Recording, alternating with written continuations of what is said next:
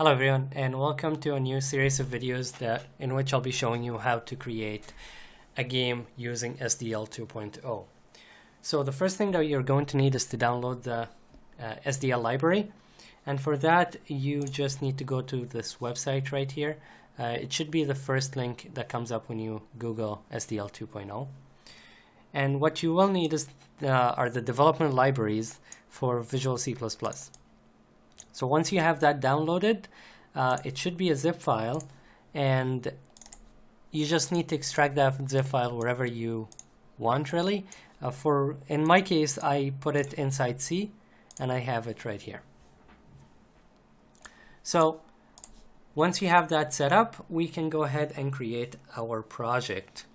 So let's create a new empty project, and we'll call this one Sdl tutorial. Once we have that, we can go to right-click on the project and go to Properties to set up our environment. And in VC++ directories, we need to include our Sdl includes. So we'll edit that and go to C or wherever you kept the libraries folder, and we will select the include directory and then select folder. Next up, in the linker, in general, we will select our library directories. So edit, same idea, we'll go to that folder again. And as you can see, we're developing an x86 application, so that's what we're going to be picking. So lib x86 and then select folder. Next up is the input. For the input, we need to add sdl.library or sdl2.library and sdl2 main.library. And finally, in system, the subsystem, we're going to pick the console. That way we can have all our debug log go to the console once we have the window open. And then we can apply and OK. Now that we have everything set up, we can start on our classes. The first class we're going to create is a class called Graphics that will handle all our Sdl initialization and refreshing the back buffer and so on.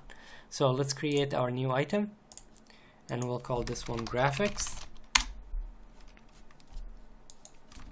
And if not defined, underscore graphics underscore h, define it. Graphics underscore h, and then end f, and then we'll say include sdl.h as well as stdio.h,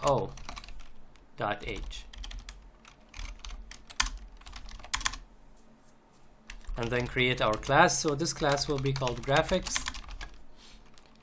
First, we will need a few public variables, which will be just constants for us to keep track of what the width of the screen is and how wide the screen, the height of the screen, I mean. So static const int screen width, and in this case I'll set it to 800. Of course you can set it to whatever size that you want it to be. And static constant screen height, which will be 600 in our case. And then let's create our private variables. By the way, the graphics class will be a singleton since we only need one instance of this class, and that way we can get that same one instance that's going to have the window and the back buffer from wherever we need to draw something. So static graphics pointer, and we'll call this one sinstance, as well as a static boolean, which we'll call initialized. And this will be set to true if the graphics initialized correctly. So if Sdl initialized and everything, and the window is created and everything went fine.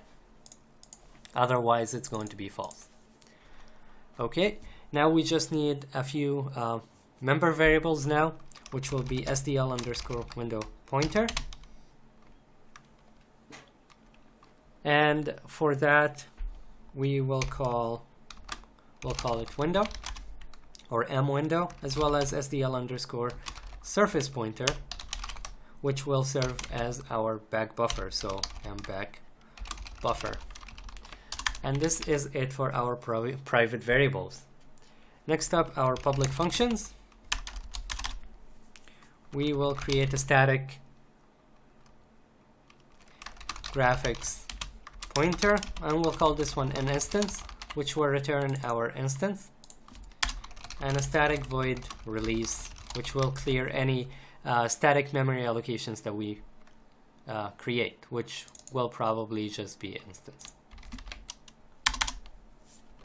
And finally, we'll need a void render, which will refresh our back buffer once we're ready to draw to the screen.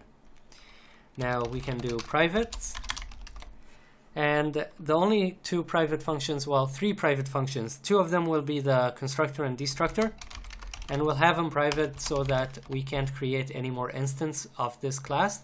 So the only instance we're going to get is from the instance function, as well as a destructor. And finally, we'll create a function called init, which will initialize everything. Okay, so moving on now to our CPP file. For our CPP, we'll call it graphics as well, and we'll include our graphics.h. So in this file, we need to initialize our two static variables. So we'll say graphics pointer graphics s instance will initialize to null, and our boolean, which is s initialize, will start off as false. So now graphics, moving on to the two static functions. Oh, we'll probably need a third static function to give us the s initialize value. So we'll create static boolean, and we'll call this one initialized.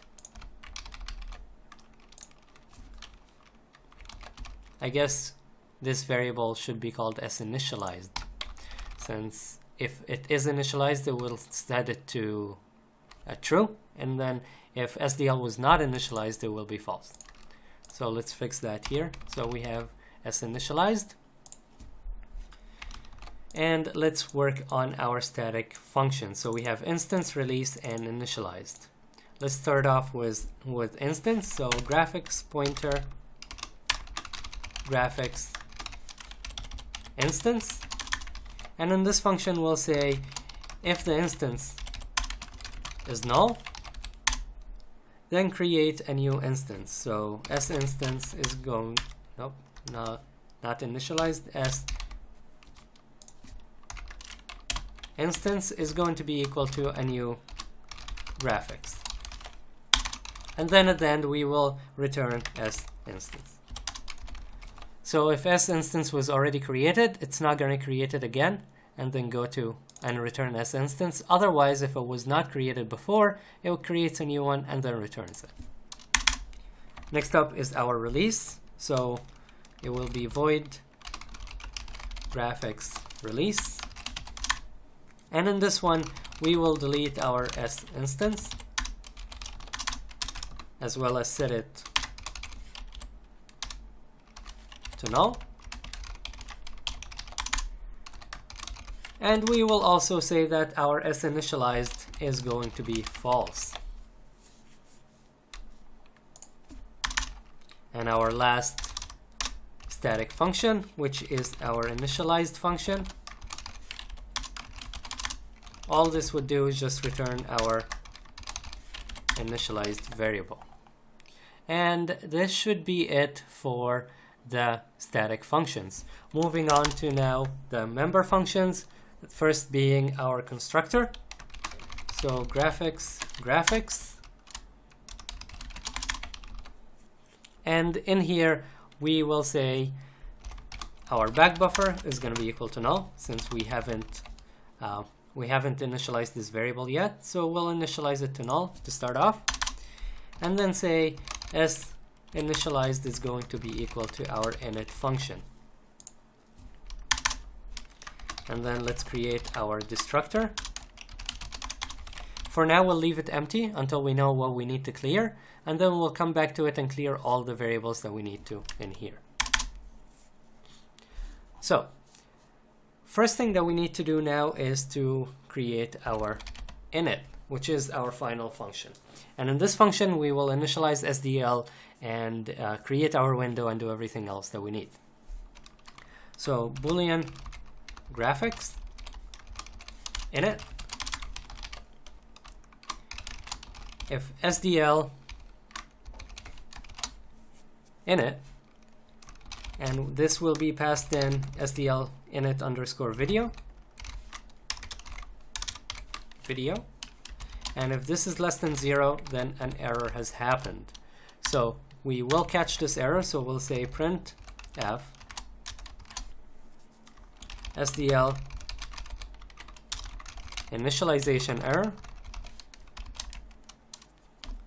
Oh, this needs to be a string.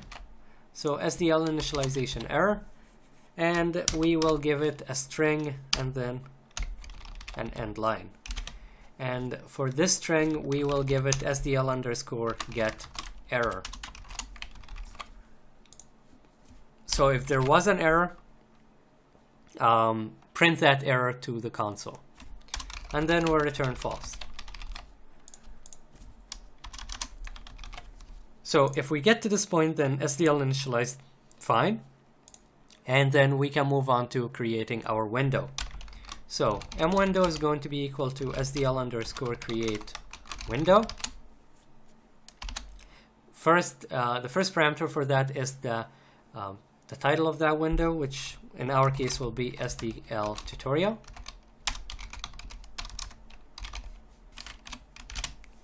Next up, the X and Y position of the window.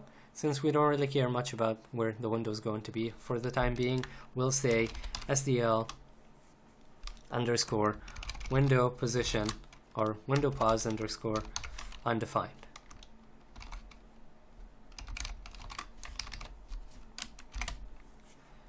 Y will be the exact same thing.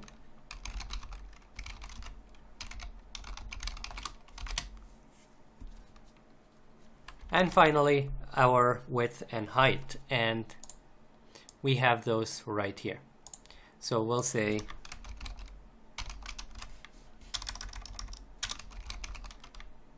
window width, screen width, and screen height. And for our last parameter, we will just give it the flag. The only flag we're going to give it is Sdl window shown, just to tell it that the window is visible. Now we can check if our create window function worked correctly. So we'll say that if the window is still equal to null after the window creation, that means an error happened inside this function. So we can say print f, just like the other one, but in this case now we will say window creation error,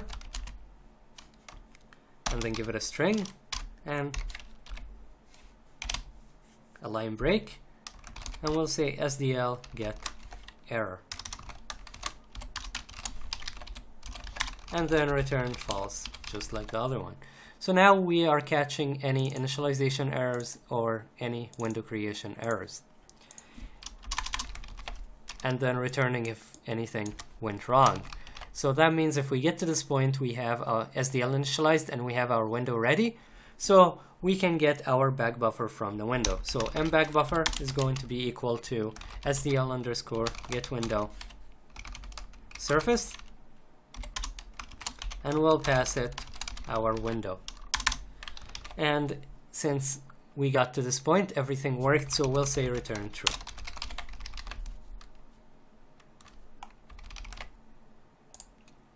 Okay, so as you can see here, we are initializing Sdl and we are creating the window, so we need to release all these values. So we'll say Sdl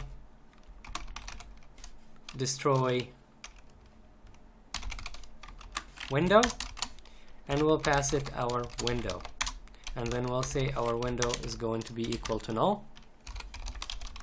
And finally, we'll call our SDL quit function to close SDL. Okay, so now we have everything ready in the graphics class. Oh, there's only one more function, which is our render. So we need to set that. We'll say void render, of course, graphics : and we'll say SDL update window surface, and this will take our window. And all this does is that it refreshes the back buffer of that window. So once we have everything drawn onto the back buffer, we'll just refresh it using this function. Okay, so this is now done, our graphics class. Now we can move on to our game manager class. So we'll create a new header file called game manager, and if not defined _game, if not defined _game manager _h define _game manager _h, and then end f. Okay, so for our game manager, it's going to be the same idea as the graphics. We only need one instance, so we can make it a singleton as well. So let's, in our game manager, include our graphics class. Since game manager will initialize our graphics, it will initialize almost everything, all the main classes. So let's create our class. So game manager, and create a few private variables. We will need a static game manager pointer, which will be our S instance, just like graphics, as well as an mquit boolean, and our graphics pointer, which we'll call mgraphics. And we'll also need an SDL _event, which we'll use to pool all our events so that we can catch any quit event that the user might call by, let's say, clicking on the X on the top right side of the window. And this will do it for our private variables. Next up, we need to declare our public functions. Static game manager pointer instance, and a static void release, just like our graphics class. And the one more public function that we're going to be using, and it's called run. Finally, the private functions is only the constructor and destructor. So game manager constructor and game manager destructor. And this should be it for the game manager .h. So let's move on to our game manager .cpp.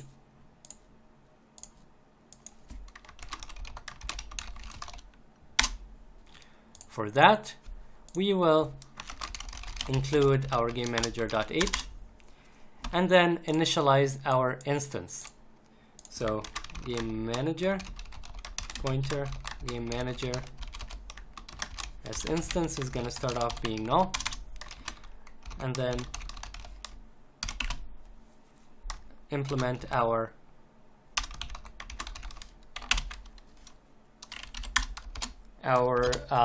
instance function, which will be exactly the same as the graphics instance function. So if sinstance is null, then sinstance is going to be equal to a new game manager, and then we'll return sinstance. Next up is our release, so void game manager release. And in release, we will delete our S instance and set our S instance to null. Okay, now that we've done that, we can now create our constructor and destructor. In our constructor, so game manager, we will say that mquit is gonna start off being false, and our mgraphics is going to be equal to graphics instance, which will initialize our graphics. And then if mgraphics, or if graphics is initialized, so if it is initialized, we can continue, but if it wasn't initialized, so if not graphics initialized, our mquit is gonna be equal to true. So if there's anything wrong with our initialization for graphics, just set quit to true so that we can exit the game loop and exit the program.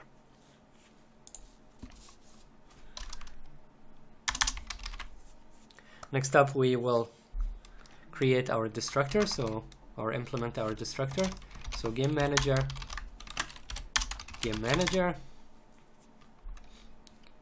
delete, or nope, graphics release, which will release our singleton instance, and we can just set our graphics to null. And this should be it for the destructor. Now we can create our game loop and run. So void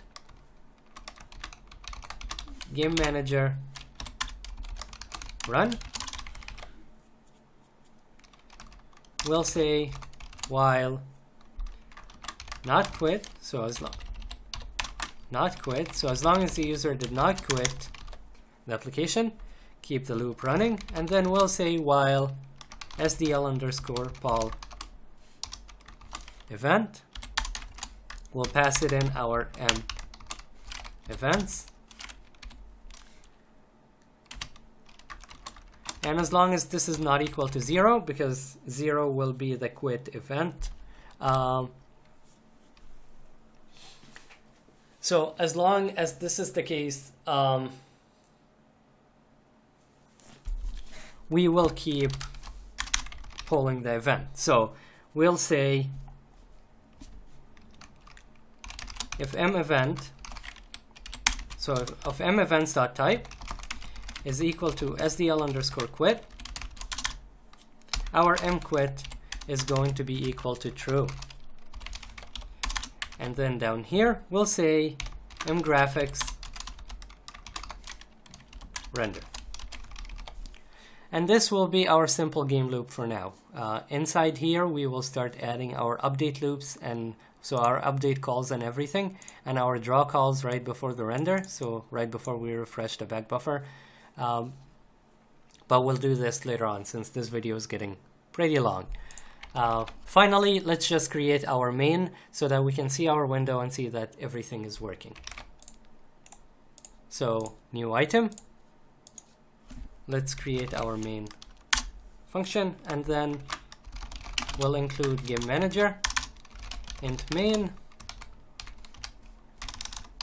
int argcount, argc, and then a char pointer, argv array, return 0.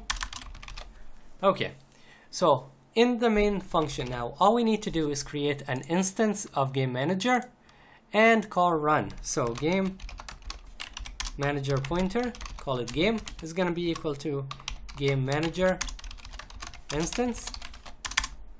We'll say game run, and then all the way at the end, after it's finished running, we'll say game manager release, and game is going to be equal to null again.